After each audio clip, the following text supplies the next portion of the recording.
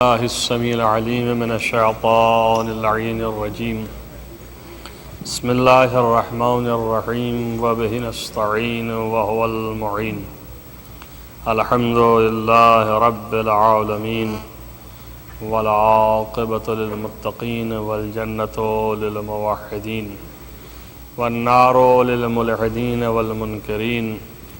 الصلاة والسلام على سيد الأنبياء والمرسلين خاتم النبيين مولانا مولى الكونين جد الحسن والحسين أبي القاسم محمد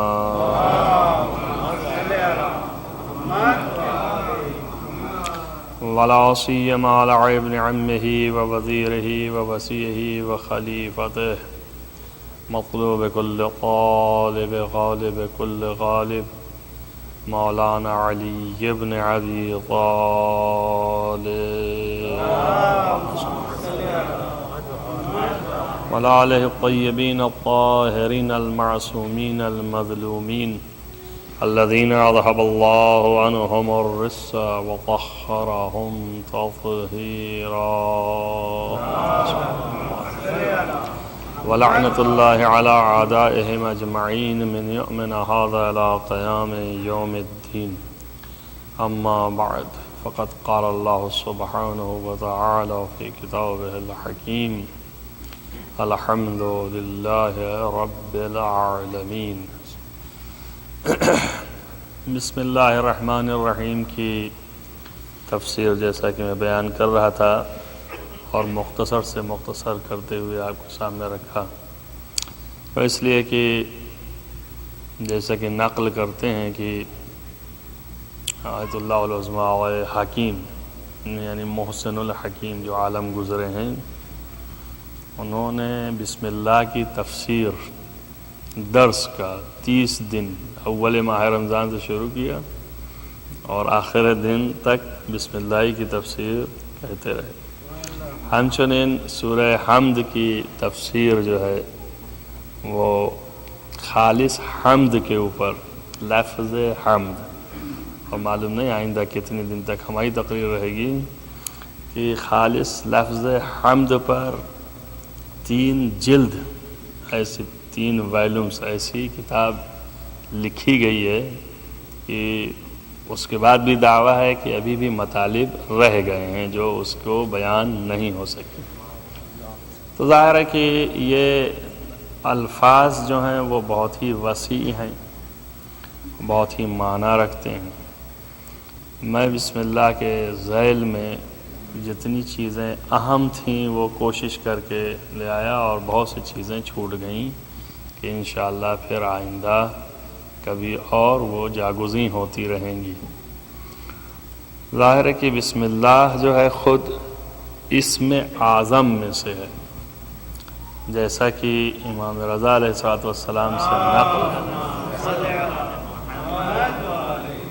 حضرت سے پوچھا کہ اسم اعظم کتنے ہیں اور کون ہے، بسم اللہ کیسا ہے؟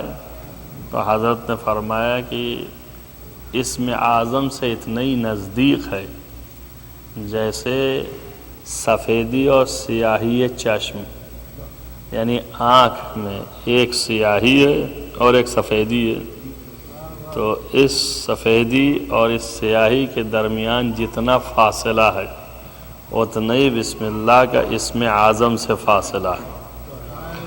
تو اب ظاہر ہے کہ اسم اعظم میں سے ہے، اور اگر اس کے تمام شرائط کے ساتھ ہمیں علم حاصل ہو جائے تو اس کے اثرات بھی ظاہر ہو سکتے ہیں. اور بہت سے ایسے عرفاء عارف گزرے ہیں ہندوستان کے اندر، یہ جو اولیاء خدا کے نام سے مشہور ہیں، ولی اللہ فلاں ولی اللہ فلاں، یہ سارے اولیاء عارف تھے. لوگوں کو کچھ نہ کچھ علم حاصل تھا جو استاد شاگرد کسی استاد سے حاصل ہوا، پھر جو اہل ہوتا تھا اس کو دیتے تھے. یہ علم سری، یعنی یہ علم نہیں جو روزمرہ حاصل کر رہے ہیں، یہ علم جو ہے رازدارانہ علم. ہر آدمی کو نہیں دیا جاتا۔ ان میں سے ایک ہندوستان میں تھے بسم اللہ شاہ، وہ بھی علم ان کا جو تھا وہ عارف تھے، فقط بسم اللہ کا تھا۔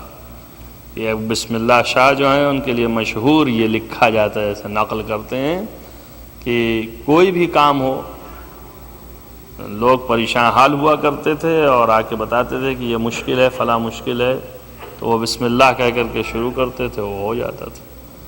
یعنی یہ ایک ختم بسم اللہ کا ان کو حاصل تھا، اس میں اعظم ہونے کی وجہ سے۔ بہرحال بسم اللہ جو ہے وہ رمز ہے توحید کا، یعنی اللہ کی وحدانیت کا اقرار ہے۔ اس لیے جب کسی کام کی شروعات میں یا ابتدا میں آپ بسم اللہ کہہ رہے ہیں تو گویا اپنے کام کو رنگ دیتے ہیں، خدائی رنگ، یعنی اللہ کے نام پر شروع کر رہے ہیں، اپنا کام اپنا نہیں ہوا بلکہ اب خدا کا کام ہو گیا۔ لہذا یہ ایک ایسا اختصاص اور خصوصیت حاصل ہے اس آیت کو کہ جس کی بنیاد پر انسان کا عمل، فعل، اس کے تمام تر امور جو ہیں وہ منزل کمال کو پہنچ جائیں خدا کی مدد سے۔ اور یہ رمز عشق اور توکل بخدا ہے، یعنی بسم اللہ الرحمن الرحیم کہنا یہ ایک نشانی ہے، علامت ہے اللہ سے عشق اور محبت کی، اور اس کے اوپر توکل اور بھروسے کی، کہ گویا ہم اس سے محبت رکھتے ہیں اسی لیے جلدی سے اس کا نام لیے۔ کل میں نے اشارہ کیا تھا کہ پرانے زمانے کے دور جاہلی میں، عرب میں، غیر عرب میں، دنیا میں بہت سے لوگوں میں آج بھی رائج ہے کہ جب کوئی کام بڑا کرتے ہیں تو کسی نہ کسی کے نام سے موسوم کر دیتے ہیں۔ تو اللہ سے بڑا کون ہے کہ اس کے نام سے موسوم کیا جائے؟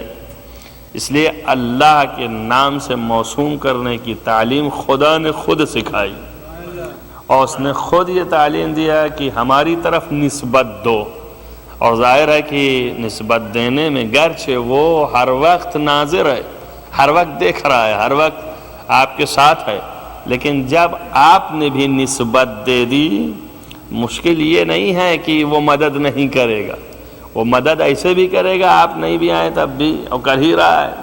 اگر وہ مدد نہ کرے تو آپ کا ایک لمحہ یہ حرکت کرنا بھی جو ہے، چلنا، اٹھنا، بیٹھنا، یہ بھی محال ہے۔ بس وہ مدد کر رہا ہے، منتہا جب آپ نے اپنی زبان سے اور اپنے دل سے رغبت کا اظہار کیا تو گویا آپ نے وفاداری اپنی ثابت کی، اور جب وفاداری ثابت کی تو اور معتمد ہو گئے اللہ کے نزدیک۔ جو لوگ نہیں ہیں وفادار وہ معتمد نہیں ہیں، وہ پھر بھی دے رہا ہے، بے دلی سے دے رہا ہے، لیکن جب آپ معتمد ہو گئے، وفادار ہو گئے، تو اب آپ کی طرف توجہ ہو گئی، اور اس کی توجہ ہو جانا یعنی اس کی رحمت قریب ہو جانا، انسان جو ہے قریب تر ہو جائے۔ بس ایک بسم اللہ کہنا انسان کو اللہ سے قربت کا ذریعہ اور باعث قرار پایا۔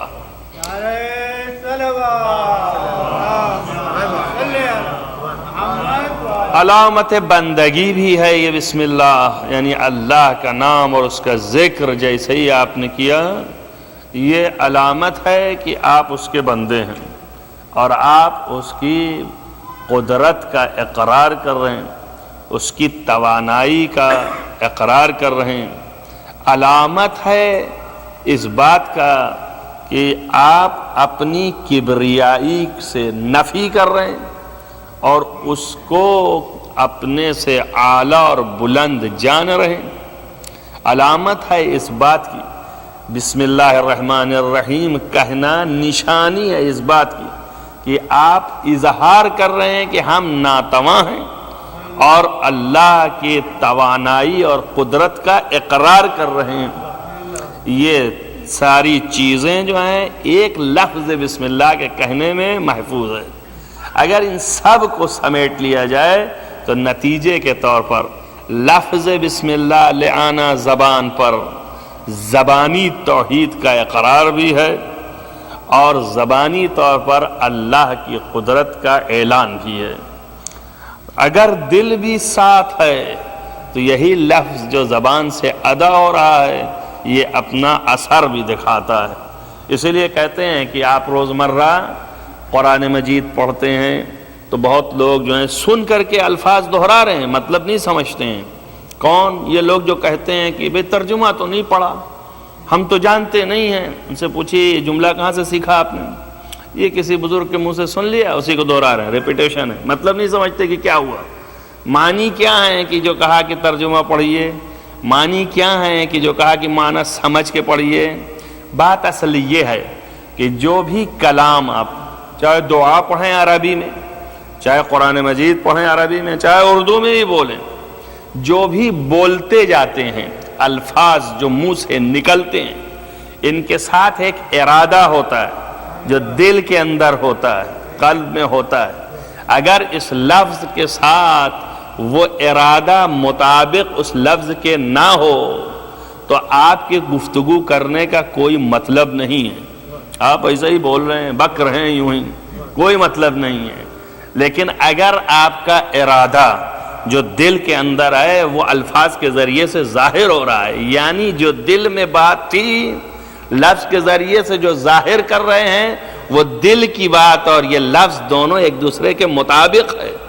چونکہ ایک دوسرے کے مطابق ہے تو ہم کہہ رہے ہیں آپ جو بول رہے ہیں یہی آپ کا مطلب ہے نا۔ اسی طرح کلام میں ہے، اسی طرح دعا میں ہے کہ جب آپ بول رہے ہوتے ہیں تو اگر اس کے معنی کو سمجھ رہے ہوں گے تو دل میں اتار لیں گے تو اس الفاظ کے ساتھ اس کا مفہوم بھی برابر آپ کے ارادے میں ہے۔ جب ارادے کے ساتھ ساتھ ہے تو اللہ کے نزدیک اس کی اہمیت بڑھ گئی۔ سمجھ میں آیا نا؟ اس لیے دعا کے ساتھ بھی کہتے ہیں اور افا ہمیشہ تاکید کرتے ہیں کہ بھئی کیا فرق ہے۔ انہوں نے کہا کہ اتنے بڑے عارف ہو گئے، یہ مفاتیح الجنان کی دعاؤں سے تھوڑی نہ ہو گئے۔ پوچھا گیا ابھی مرحوم ہوئے آیت اللہ العظمیٰ آغا بہجت رحمت اللہ علیہ، ان سے پوچھا گیا کہ آپ راستہ بتائیے ہمیں کہ ہم بھی عرفان کی وادی میں گزرے تو کیا کریں؟ تو انہوں نے کہا کچھ نہیں، یہی قرآن اور یہی مفاتیح الجنان کی دعائیں اور یہی معراج السعادہ کے اقوال اور افعال، اسی پر عمل کرتے جاؤ، مگر شرط یہ ہے کہ جو الفاظ دہرا رہے ہو اس کے ساتھ دل بھی تمہارا رہے۔ یہ نہیں کہ لفظ جو ہے دہرا رہے ہو دل کہیں اور ہے۔ پڑھ تو رہے ہیں دعا اور اس کے اندر مانگ رہے ہیں خدا سے کہ الہی بار الہ اغفر لی الذنوب، تمام گناہوں کو بخش۔ اب گناہ کو بخشوانے کے لیے دعا کر رہے ہیں، لفظ دہرا رہے ہیں عربی میں اور دل و دماغ کہیں اور ہے۔ ارے کم سے کم جب کہہ رہے ہوں کہ میرے گناہوں کو بخش دے تو دل سے ان گناہوں کی یاد کی طرف رہیں۔ جیسے ہی یاد کریں گے تو یہ کہنا اس یاد کے مطابق ہوگا، جب مطابق ہوگا تو خدا کو بھی یقین ہوگا کہ یہ واقعی آیا ہے اپنے گناہ کو بخشوانے کے لیے۔ لیکن اگر دل میں کچھ اور باتیں ہیں اور زبان پر کچھ اور لفظیں ہیں تو پھر کون؟ جیسے آپ کسی کے سامنے جائیں اور گفتگو کرتے ہوئے آپ گفتگو کریں اس سے اور اس سے بات چیت کر رہے ہوں، بولتے جائیں، کبھی ادھر چہرہ کیے ہوئے ہیں کبھی ادھر چہرہ کیے ہوئے ہیں، کبھی اس کے سامنے ہیں ہی نہیں، تو کہ کیسے گفتگو کر رہے ہیں؟ اس کا مطلب اٹینشن ہماری طرف نہیں ہے، یعنی ہم سے یہ مخاطب نہیں ہے، یہ الفاظ دہرا رہے ہیں، لہذا وہ بھی آپ سے بددل ہو جائے گا، اور جب بددل ہوگا تو آپ کی چیزوں کو قبول کرنے سے رہا۔ تو اسی طرح خداوند متعال ہے کہ جب اس کے سامنے حاضر ہو رہے ہیں اور آپ کا دل کہیں اور ہے اور زبان سے صرف ظاہر جاری ہے تو یہ جو ہے وہ حاضری نہیں۔ حاضری کے معنی یہ ہیں کہ آپ کا دل بھی حاضر ہو، یہ اسی وقت ہوگا کہ جب زبان پر عبور حاصل ہو، یا نہیں تو اس کے معانی و مطالب آپ کے دل کے اوپر راسخ ہوں۔ لہٰذا جس وقت لفظ بسم اللہ آپ نے ادا کیا تو واقعاً عظمت و جلال و کمال الہی کا تصور اگر سامنے ہے کہ واقعی وہ اتنا عظیم ہے کہ جس کے نام سے یہ میں شروع کر رہا ہوں تو یقیناً وہ امر جو ہے پائے کمال کو پہنچے گا۔ پس جناب والا جو تعریف لفظ کی گئی وہ آپ کے سامنے ہم نے بیان کیا، یہ تفسیر ہے بسم اللہ. لیکن الحمد جو اللہ نے فرمایا ہے، خود حمد کے معنی کیا ہیں؟ ایک لفظ ایسی ہے یہ حمد کہ جس کے لیے کہتے ہیں کسی زبان میں ترجمہ ہی نہیں، یعنی کسی زبان میں آپ اس کو ڈیفائن بھی کرنے کے لیے محتاج ہیں کہ کچھ ادھر سے کچھ ادھر سے کچھ ادھر سے کہ مقصود پہنچا سکیں. کوئی لفظ اس کا بدل نہیں ہے، فارسی میں نہیں ہے، اردو میں نہیں. اردو جو ہے وہ غنی ہوا ہے تو فارسی سے. ہندی کے الفاظ وہ خود ہی دور ہیں اپنے مطالب اور معانی سے. کچھ تھوڑے سے ہندی کے الفاظ اردو میں آئے، باقی فارسی کے الفاظ مخلوط ہوئے، وہ بھی ہندی پرانی، تو دونوں مل کر کے اردو بنا. لہذا بہتر الفاظ زیادہ تر فارسی میں. فارسی میں بھی کئی زمانے گزرے ہیں. اس زمانے کی فارسی اور ہے اور پرانی فارسی اور تھی. پرانی فارسی کے اندر 70% کم سے کم 60% اور 70% زیادہ سے زیادہ الفاظ عربی کے رائج تھے. آج کی فارسی چونکہ ان کا دعویٰ یہ ہو گیا کہ فارسی یعنی فارس، عرب سے اس کا کیا تعلق ہے، لہذا لفظ عربی نکالو فارسی کو غنی بناؤ. لہذا فارسی کے الفاظ ہونا چاہیے. اردو جب خلق ہوئی تھی تو وہ والی فارسی سے خلق ہوئی تھی کہ جس میں 70% عربی کے الفاظ تھے. اسی وجہ سے آج کی اردو کے الفاظ عربی سے متاثر ہیں. لیکن فارسی جو ابھی تازہ اور جدید جو ہم لوگ رواں بول رہے ہیں اور جو موجود ہے فارسی، وہ آسان نہیں ہے. ان کو انہوں نے فارسی آیا ہے، عربی کے الفاظ چھوڑ رہے ہیں تاکہ فارسی الگ ہو جائے.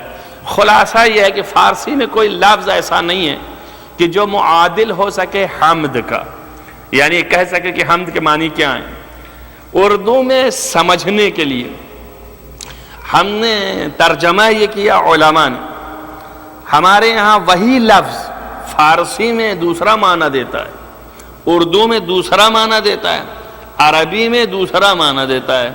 کون سی لفظ بولتے ہیں؟ تقریباً سب جانتے ہیں کہ سورہ حمد کی الحمد کا ترجمہ اردو میں کرتے ہیں کہ ساری تعریفیں، یعنی ساری تعریفیں، اور زیادہ عربیات کا ساری تعریفات، یعنی سب تعریفیں جتنی بھی ہیں وہ سب اللہ کے لیے ہی مخصوص ہیں. یہ تعریف کیا ہے؟ یہ لفظ عربی ہے، لیکن عرب سے پوچھئے کہ تعریف کے معنی کیا ہیں تو جو معنی ہم لیتے ہیں یہ معنی نہیں ہے. تعریف کے معنی یہ ہے کہ کسی کو کسی سے پہچانوانا، معرفت اسی سے. لفظ معرفت، عرفان، معرفت، عرفان، عرف اسی سے آیا ہے، عین ریف ہے اور اسی سے تعریف ہے. لیکن آپ کے ہاں کس معنی میں ہے تعریف؟ یعنی کسی کی مدح کر رہے ہوں تو وہاں پر لفظ تعریف استعمال کرتے ہیں. جب اچھائی بیان کر رہے ہوں اور یہ کہیں کہ ارے کیا کہنا، ماشاء اللہ، جزاک، سبحان اللہ، بھائی ان کا تو جواب ہی نہیں ہے، ان کے کمالات کے تو تمام ڈنکے بج رہے ہیں. تو اس الفاظ کو جو آپ ادا کر رہے ہیں سمیٹ کے کوئی پوچھے کہ صاحب یہ کیا کر رہے ہیں تو ان کا یہ تعریف کر رہے ہیں، یہی ہوتا ہے نا. تو لفظ تعریف کا معنی ہمارے یہاں مدح ہے، لیکن عربی میں خود مدح ہے.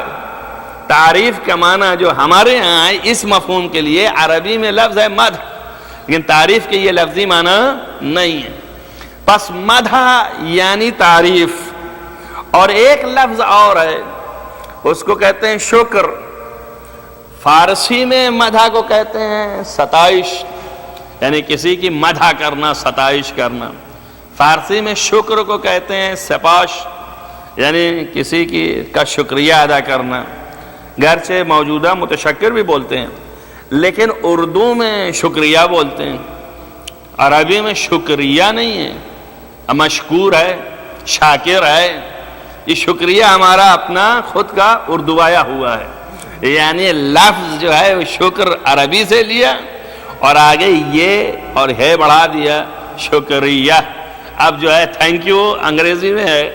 تو بہرحال یہ تین لفظ یاد رکھیں، ایک حمد ہے، ایک مدح ہے، ایک شکریہ ہے. حمد کیا ہے اس کا معنی کسی لفظ میں بیان نہیں کر سکتے. جہاں پر ساری تعریفات آ جائیں. عربی میں کیا ہے اس کو کیا ڈیفائن کرتے ہیں عربی والے؟ کہ عربی والے ڈیفائن یہ کرتے ہیں، بیان یہ کرتے ہیں کہ حمد ہمیشہ کمال اور جلال اور تمام تر جمال، احسن، نیک، نیکو چیزوں کے اوپر جب دل سے انسان کے ان چیزوں کو دیکھنے پر ایک کیفیت تعریف کی خارج ہوتی ہے، اس کا نام حمد ہے.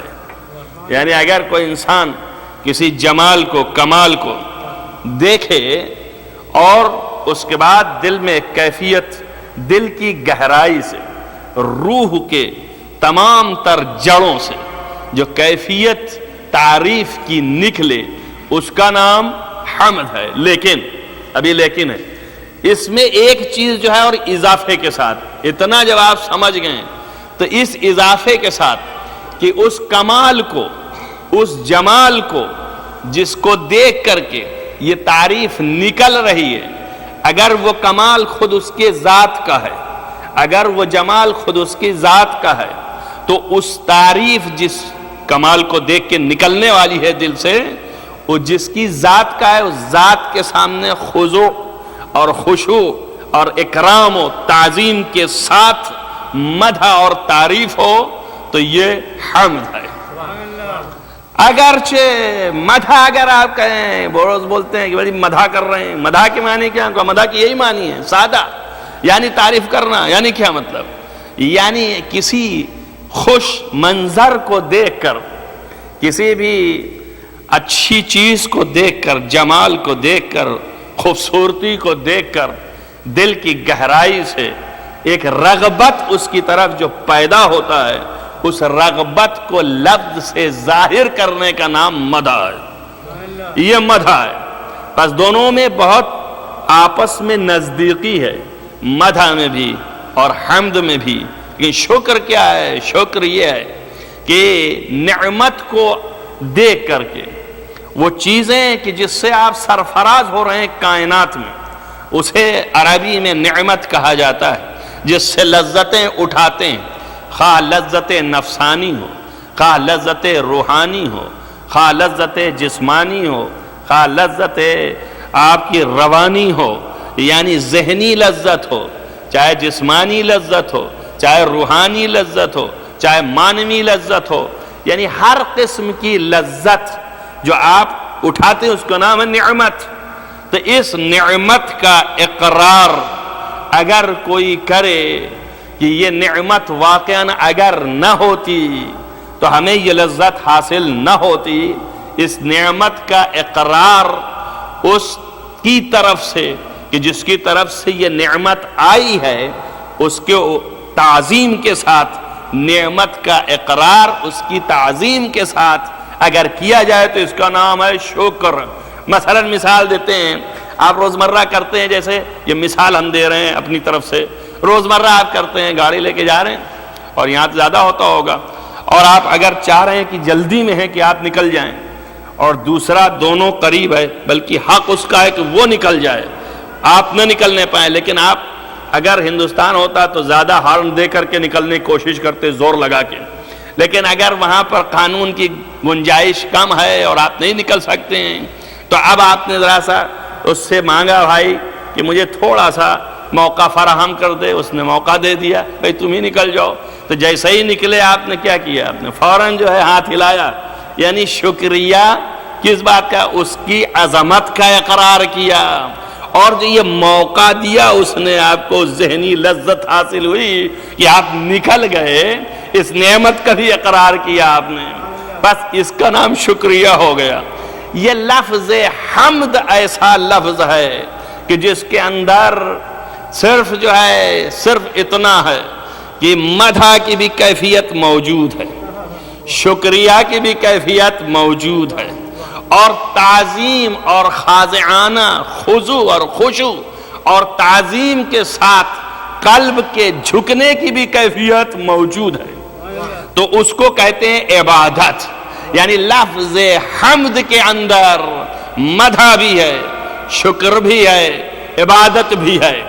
اس لیے کہا ہے کہ غیر از خدا کسی اور کی عبادت ممکن نہیں ہے، اس لیے حمد صرف اللہ کے لیے مخصوص ہے، کسی اور کے لیے حمد نہیں ہو سکتی ہے۔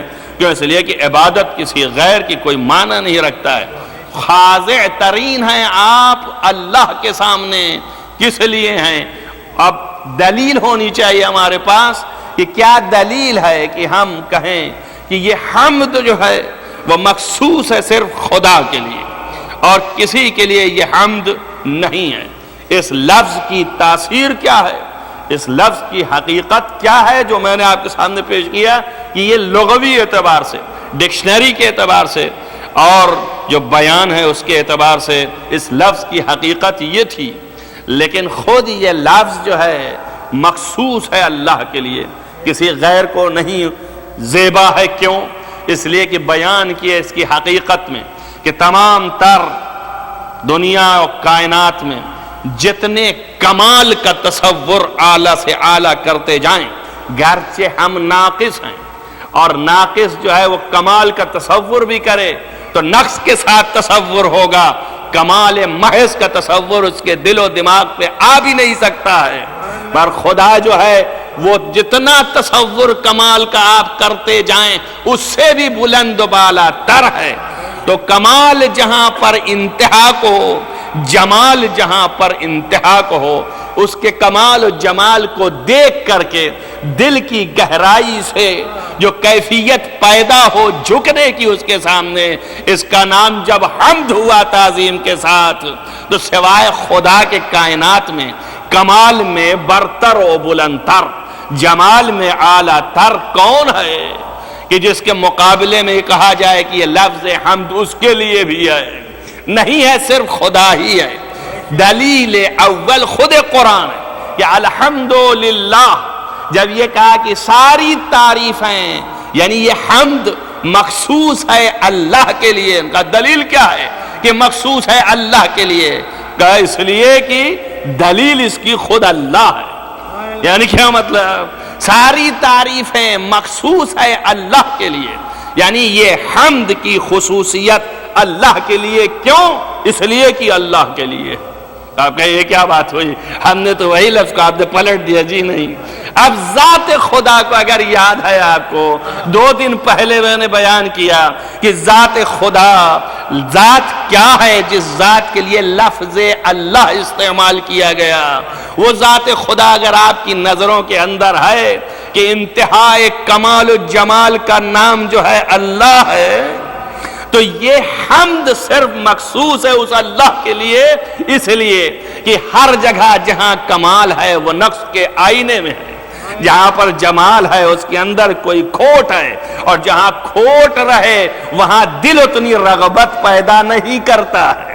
تو انتہائی رغبت قلب جو ہے وہ انتہائی کمال و جمال پر ہوگا، اور وہ صرف خدا کے ہاں ہے، اس لیے انتہائی کمال و جمال جہاں ہے وہاں انتہائی رغبت جب پیدا ہوگی تو تعظیم اور خضوع بھی پیدا ہوگا۔ اس مفہوم کو ادا کرنے کے لیے لفظ حمد استعمال کیا گیا۔ ایک صلوات پڑھ دیں محمد و آل محمد۔